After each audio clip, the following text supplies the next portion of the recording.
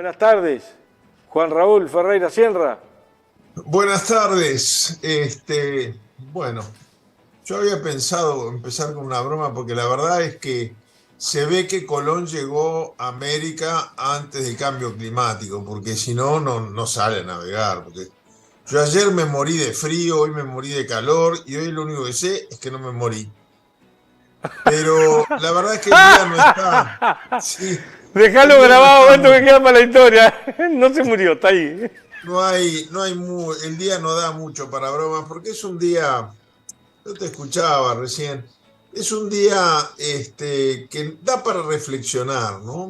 Sí, Ni claro. siquiera para festejar ni rasgarse las vestiduras.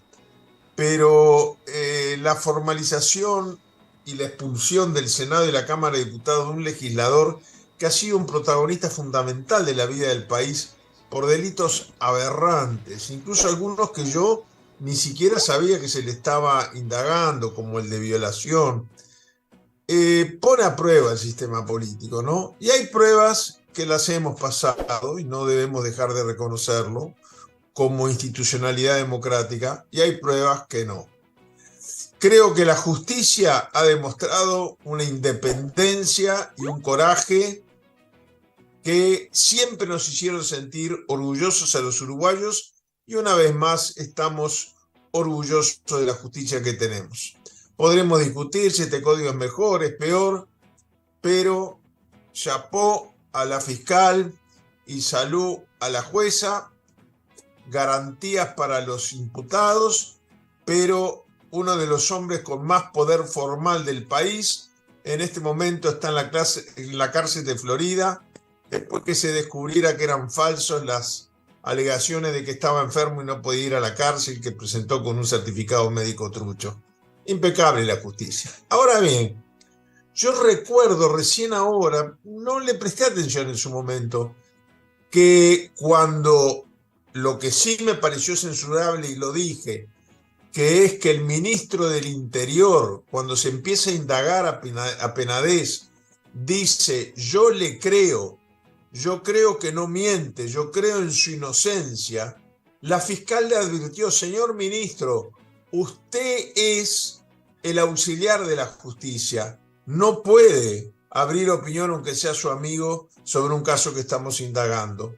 Quizá la fiscal ya sabía lo que iba a ocurrir. Hace pocos minutos imputaron al jefe del CONCAR, al ex jefe del CONCAR. Lo imputaron, sí, lo imputaron. Había plazo hasta las 19 horas y unos minutos antes de que se venciera el plazo llegó la solicitud a la cual accedió la jueza. Al mismo tiempo, hay otros dos policías investigados, es decir, está demostrado, insistió en ello la fiscal durante la audiencia y luego en su diálogo con los periodistas, que dentro del Ministerio del Interior había una investigación paralela para tratar de sacarlo de sus apuros al ex senador Penades. Es tremendo esto, ¿no? Es tremendo. Ahí tenemos una falla. El ministro del Interior no estuvo a la talla. Luego, queremos recordar, por favor, hagan una seña porque como estamos saliendo grabando unos minutos antes, cuando se me esté por acabar el tiempo me hace una seña. Después tenemos otro tema, que es la reacción del Parlamento. El Parlamento el mismo día, por unanimidad, primera vez, dos veces en la historia se utilizó ese artículo constitucional. La única vez que sale aprobado por unanimidad, es decir, no se impone una mayoría sobre la minoría y expulsa a un miembro del cuerpo. Y dentro de las 12 horas de corridas sucede en el Senado y en la Cámara de Diputados, porque en realidad Penades era un diputado que estaba ejerciendo la suplencia de Heber como senador. Expulsado y por unanimidad.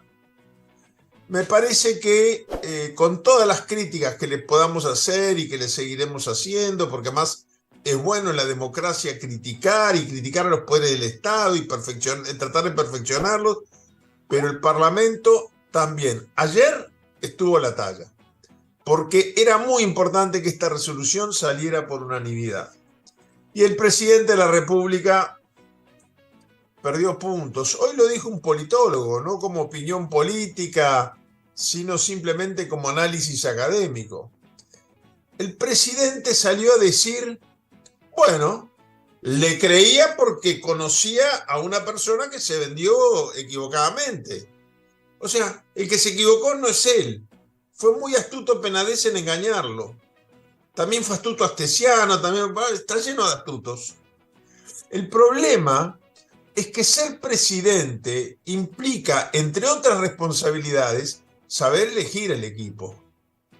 Ahora, si él elige como jefe de su custodia personal a una persona que le monta una empresa de venta de pasaportes a la mafia rusa en el piso 11 de la torre ejecutiva, no, ahí el que falló no es el imputado y preso Astesiano, es el presidente de la República por haber confiado en quien no debió, porque además no lo conoció 24 horas antes.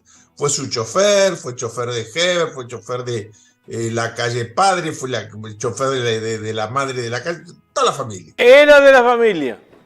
Era como un miembro más de la familia. Sí, Se fue a Colombia de paseo y a la playa, sus 3 hijos, él y Astesiano. Sí, exactamente, sí. Bueno,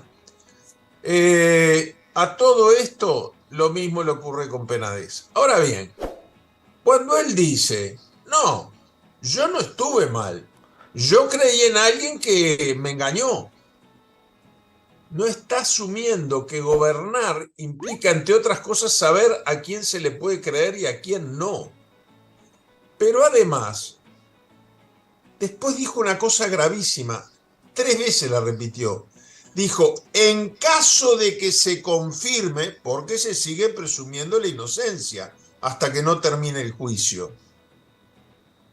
Por favor. Entonces, ¿el Parlamento qué hizo? ¿Expulsó a alguien por unanimidad de quien se presume inocencia? ¿La Cámara de Diputados expulsó a uno de sus miembros por unanimidad? ¿El Senado también lo expulsó por unanimidad? Aunque hay que esperar todavía a ver si se confirma esta sospecha. No. Además, jurídicamente tampoco es así, porque con el actual Código del Proceso no basta una sospecha para formalizar a una persona. Hay que tener suficiente evidencia y prueba como para, incluso hasta podría él, si hubiera querido, hacer un juicio abreviado, acordar la pena con la jueza y ya quedaba la sentencia liquidada ayer mismo, sin necesidad de buscar más pruebas. Pero sobre todo, a mí me parece que esta duda del presidente de la República, que en el fondo es una gran tomada de pelo a todos, seguida de otros hechos también complicados, ¿no? El ministro del Interior hoy desalojó de un inmueble que era propiedad del Ministerio del Interior al consultorio jurídico de Laudelar por haber apoyado a las víctimas de los abusos sexuales de Penades. Después reculó en chancletas, ¿no? Pero lo hizo. Tuvo que salir mi tocayo, el doctor Juan Raúl Williman. No hay tantos Juan Raúles. Hay uno en Fraile Muerto, Williman y yo. El doctor Juan Raúl Williman dijo, yo me paro en la puerta del edificio y atiendo ahí en la vereda. Y ahí el ministro reculó, pero pretendió castigar a los abogados asesores de la Universidad de la República que asistieron a las víctimas en estado de tan alta vulnerabilidad y que lograron que actuara y se hiciera justicia, que actuara la justicia y se hiciera justicia. Es tremendo eso, ¿no? Y yo creo que no importa qué argumentos tiene para haberle creído a Penades, se tiene que ir, porque es el responsable de todo este lío político. Fue responsable de lo Astesiano, fue responsable de lo de Marcet, fue responsable de lo de Penades, porque una cosa es culpabilidad y otra es ser responsable. De las fugas y el aumento de las muertes. Pero mirá la anécdota que a mí me viene a la cabeza, que me impactó mucho de chico y esas vueltas increíbles de la vida.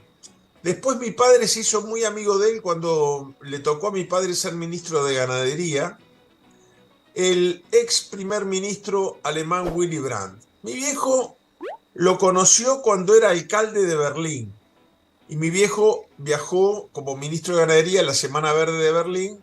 Se conocieron, se hicieron muy amigos. De hecho, la única condecoración que tuvo, me da vergüenza, pero yo tengo más condecoraciones que él. Diga que no está vivo, no le puedo tomar el pelo, pero la única condecoración de Estado así que tuvo mi viejo fue la de Alemania Federal cuando Willy Brandt era alcalde de Berlín. Se hicieron muy amigos. Y después nos reencontramos con él en el exilio y fue de una solidaridad impresionante. Yo tengo por ahí fotos con él, muy solidario con todo el exilio uruguayo y con la democracia uruguaya. Bueno, mirá qué increíble esta historia de Willy Brandt. Cuando él era primer ministro de Alemania, en Alemania le llaman canciller al primer ministro, cuando Willy Brandt era canciller alemán, existían dos Alemanias, la República Democrática o socialista y la República Federal o lo que es hoy la Alemania unificada. Y la República Democrática Alemana, el Partido Comunista Alemán, le puso una secretaria que era espía de la otra Alemania, de Alemania Roja, ¿no?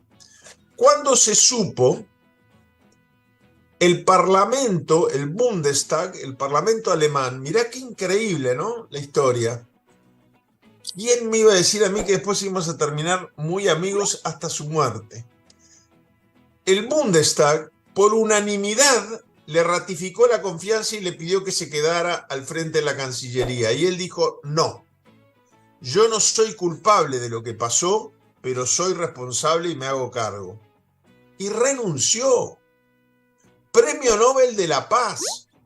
Uno de los grandes estadistas que ha dado la República Federal Alemana después de la Segunda Guerra Mundial, junto con Adenauer y algún otro, se cuentan con la mitad de los dedos de una mano. Bueno, Willy Brandt no aceptó la confianza parlamentaria y dijo, no, si yo me comí y le deposité mi confianza a una espía del enemigo, me voy, me hago cargo. Y nadie logró convencerlo de que se quede. Mirá qué distinto que esta situación donde ya no queda quién, pero legisladores de la coalición, primero Colorado, Cabildo Abierto, ¿verdad? Ahora legisladores del Partido Nacional le están diciendo... Dicho sea de paso, están los dos citados para el juzgado, el canciller y el ministro.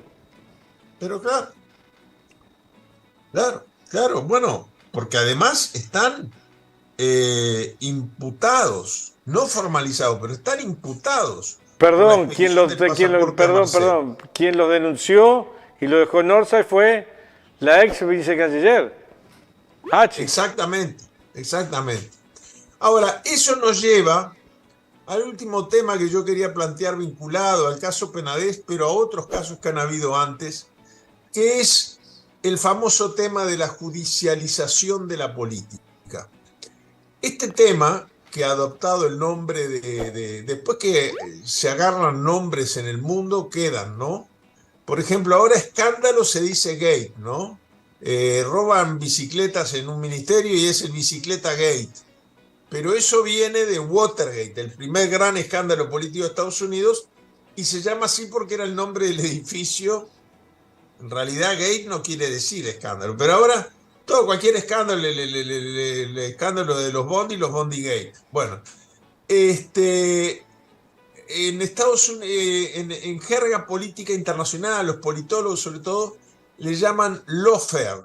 Lawfare es la guerra de la ley, viene a querer decir, ¿no? Es decir, la guerra con instrumentos legales y jurídicos. En realidad se refiere a la judicialización de la política, que en una primera etapa hizo que jueces corruptos, como el caso del juez Moro en el Brasil, que terminó ministro de Bolsonaro y después imputado él, bueno, persiguieran y montaran causas judiciales para destituir presidentes progresistas. Así cayó Correa en Ecuador, que el domingo que viene habrá elecciones en ese país. Así fue que metieron preso a Lula, hoy el primer brasilero de la historia en ser 3 veces presidente de su país. Así destituyeron a Dilma Rousseff. Eso fue el lawfare, la judicialización de la política. Pero ahora estamos viviendo una instancia distinta de la judicialización de la política, que es resolver que la justicia es la que tiene que determinar todo. No, la justicia tiene su área de acción y la política la suya. Son distintas. Entonces, yo recuerdo, por ejemplo, yo recuerdo al juez Balcaldi que cuando no procesó a la madre del actual presidente de la República fue porque no había violado ninguna ley. Pero ahora hay una ley que el propio Balcaldi salió en un reportaje después a decir, y si esa ley hubiera estado vigente, lo hubiera procesado. Entonces, cuando el presidente dice, si se confirmaran estas, como que son sospechas que hay sobre Penades, no, eso es competencia de la justicia. Confiar o no y respaldar o no a quien asumió esas conductas no tiene nada que ver con la comisión de un delito o no. Para terminar, en la interpelación sobre Salto Grande, el diputado Nicolás Viera dijo 5 veces, señor ministro, usted no me entiende, no estoy diciendo que sea un delito ni que sea ilegal, estoy diciendo que es poco ético. Y eso al que le corresponde juzgarlos al Parlamento. Los jueces juzgan cuando hay delito. De la misma manera, pueden haber tantos casos donde no haya prueba, pero alguien no sea digno ni merecedor de confianza, que no debemos mezclar cuando terminan, y con esto me despido ya, cuando, por ejemplo, termina una comisión investigadora, está de moda decir, bueno, que pasen los antecedentes a la justicia. No, la justicia es otro terreno y es otro campo, y la política se tiene que hacer cargo de lo que se libra en el terreno y en las batallas políticas, que son las que fortalecen la democracia. Gracias, Juan Raúl. Muchísimas gracias por tu participación, pero realmente muchas gracias. Más que amable. Un abrazo muy grande y hasta el jueves que viene.